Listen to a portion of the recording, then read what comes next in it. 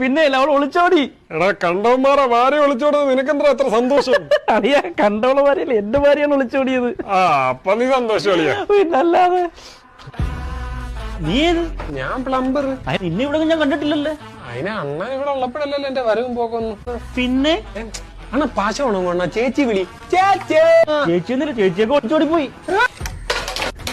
എന്റെ ആശാമ്ലയുടെ ദൈവങ്ങളെ, ഞാൻ ആരെ പൈപ്പിനകത്ത് പശോട്ടിച്ച് കയറ്റു?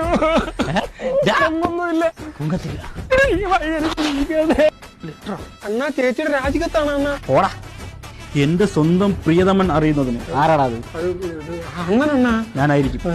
പാൽക്കാരനോട് പറയണം, ആദ്യമൊക്കെ അവന്റെ പാൽ നല്ലതായിരുന്നു, പിന്നീട് വെള്ളം കേട്ടൽ കാരണമാണ് ഞാൻ മിൽമ പാൽ തേടി പോയതെന്ന്. കള്ളപ്പന്നി എന്റെ കൈ കിട്ടിട്ട് പിന്നെ സോഹനോട് പറയണം. അതായി ആ ഇവിടെ ഉണ്ടാ 2 ഇഞ്ച് പൈപ്പിൽ 3 ഇഞ്ച് പൈപ്പ് ഇടിച്ച് കേട്ടരുത്, പൈപ്പ് പൊട്ടി പോകുമെന്ന് പറയണം. പണി പഠിച്ച് വരുന്നല്ലേ ഉള്ള. എന്നോട് അവക്കൊന്ന് പോരാ.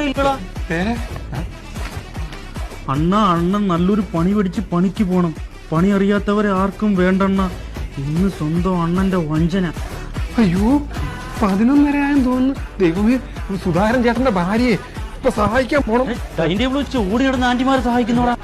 അണ്ണനെ വെള്ളം അടിക്കാൻ കമ്പനി വേണമെങ്കിൽ സുധാകരൻ ചേട്ടനെ വിളി. അതാകുമ്പോ അണ്ണനും കമ്പനി എനിക്കും കമ്പനി. ഒരു പഞ്ചായത്ത് മുഴുവൻ എന്റെ വീട്ടിൽ വന്നാടാ പണി പഠിച്ചത്.